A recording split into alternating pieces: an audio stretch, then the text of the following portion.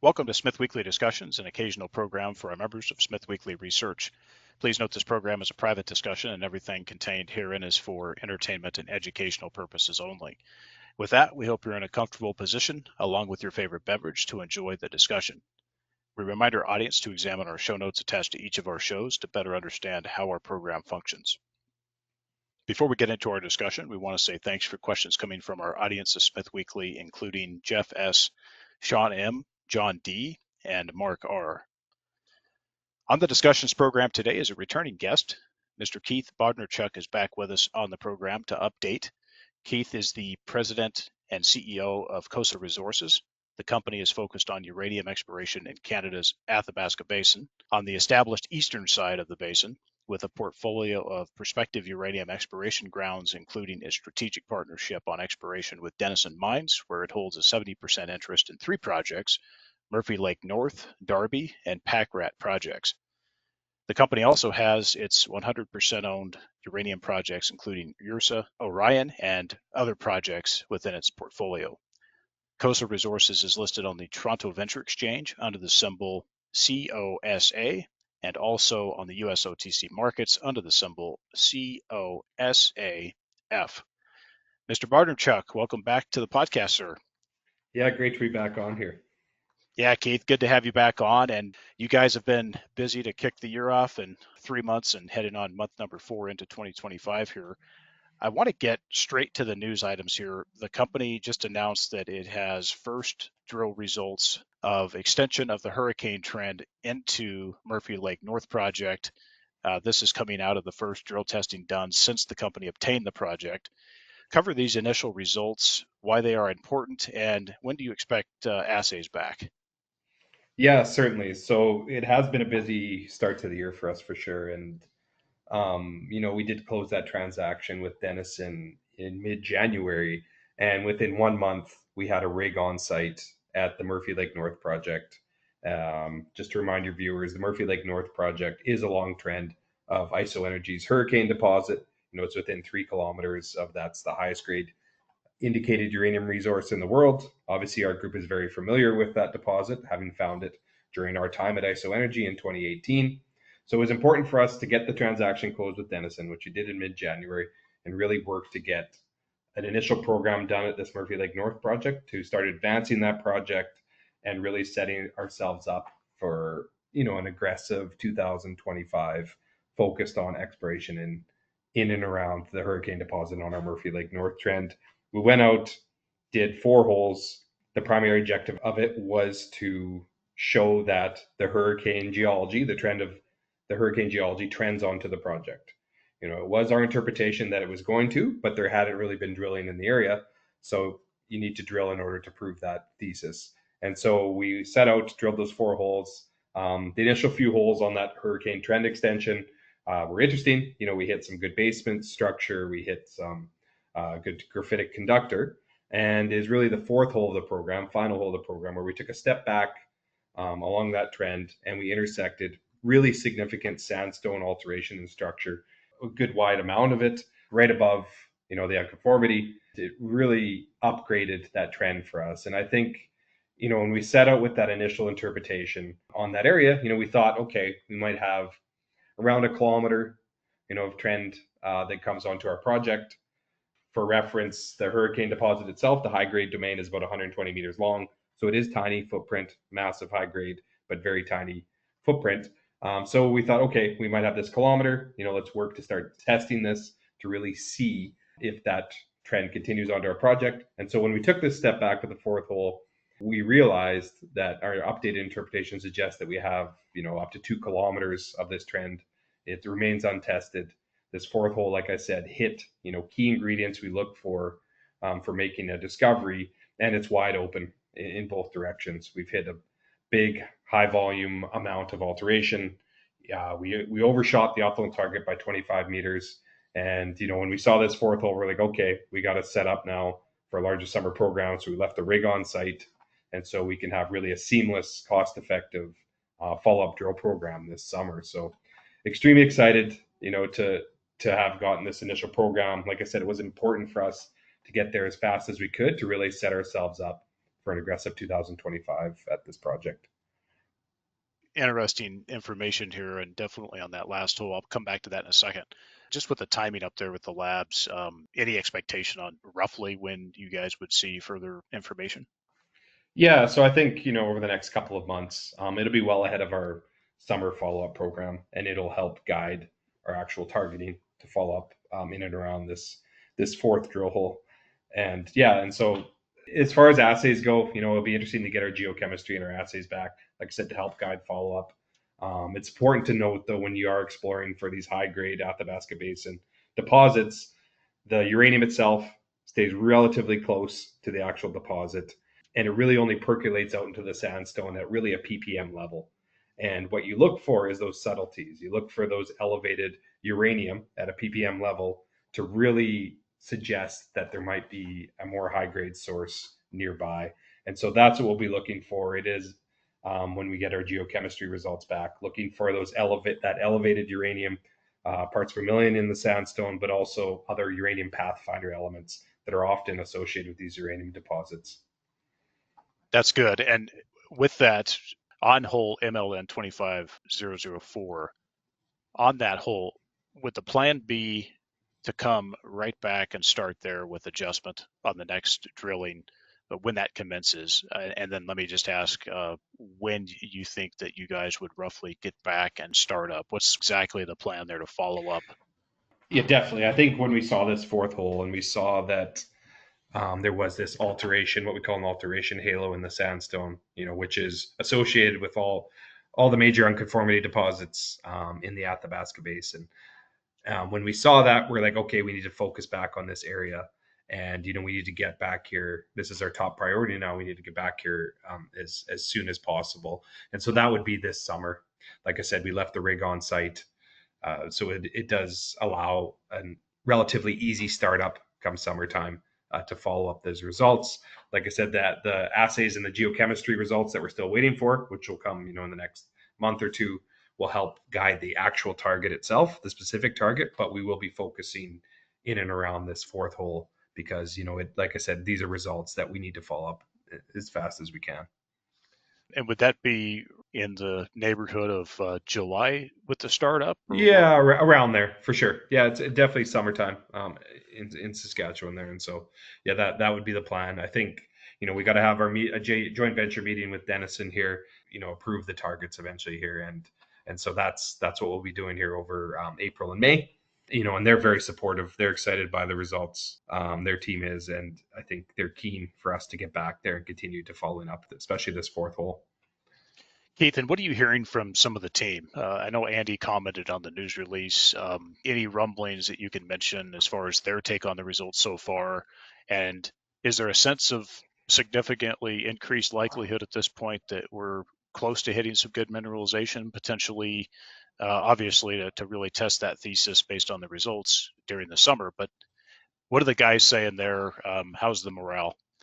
Yeah, the morale is great. I think, like I said, this fourth hole, we were pretty excited by our initial results on the first three holes.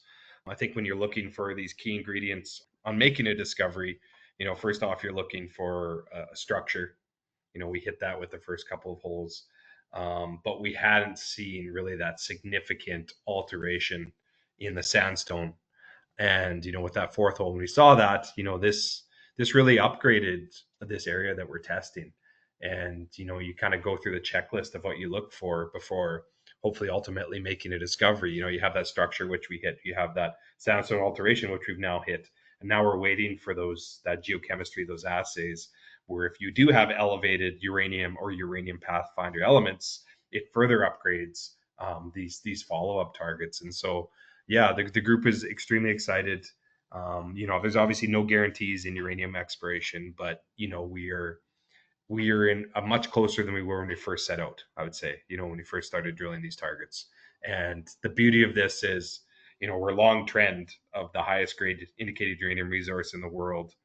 It's only 200 to 250 meters down our target depth, so it's relatively shallow considered in Athabasca Basin terms, and it's wide open. We have over 2 kilometers of this trend, That just doesn't happen in the Athabasca Basin anymore. Being a long trend of some of these great deposits, for the most part, it's been relatively Swiss cheesed, right? There's been drill holes everywhere. And so, I think we're starting to uncover a very interesting area. And as simple as it sounds, the best place to be looking for uranium is next to uranium. And, we have great follow-up targets now, and we're starting to see those key ingredients that we look for to hopefully help guide us towards making a discovery. Absolutely. And, I think it's important to just remind folks, it does take time. It doesn't happen on the first drill hole. It takes time to identify, adjust, and get a few things done. Matter of fact, I mean, ISO was a good example of that. Took some time as well to finally get to where we are now with Hurricane. And of course, that initial discovery was down the road a bit. So looking forward to seeing what comes up on summer here. And I think a lot of folks are definitely interested in seeing what happens there, as well as lab results coming up.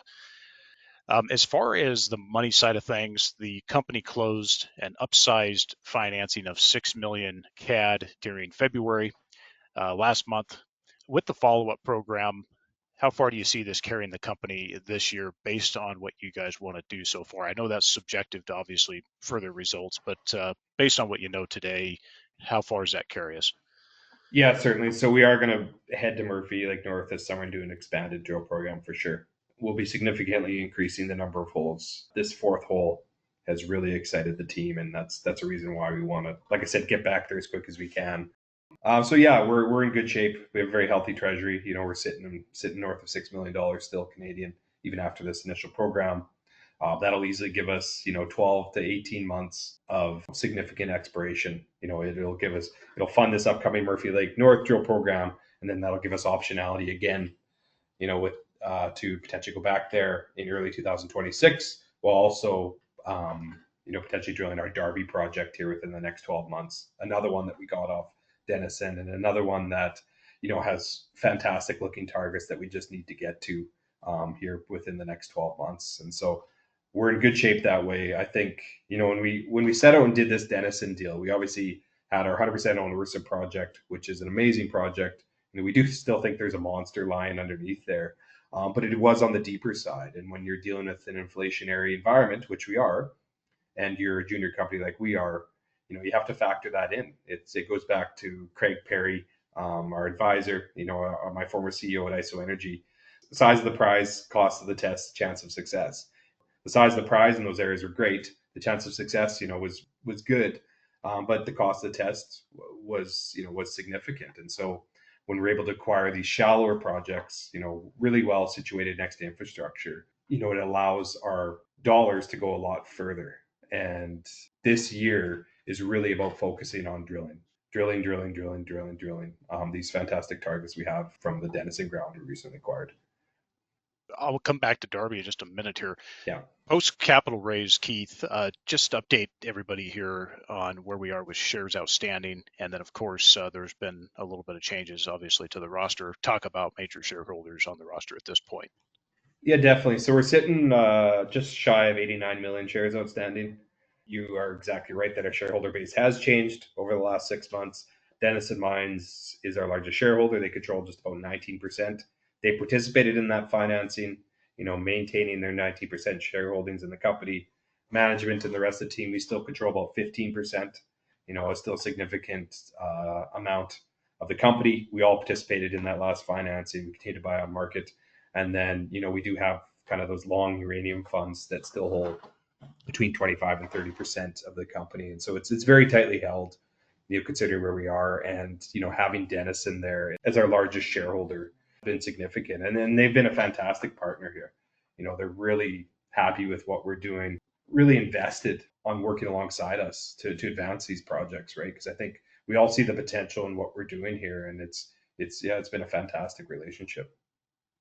We're proud to be a shareholder as well and looking to see more value as the market matures. And certainly having Denison on board has been a big deal as well.